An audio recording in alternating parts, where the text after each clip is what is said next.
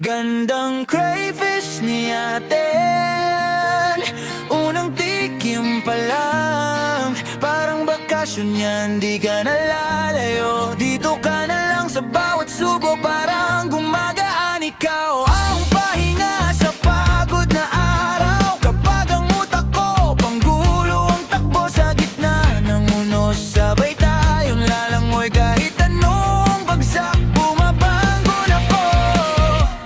Gandang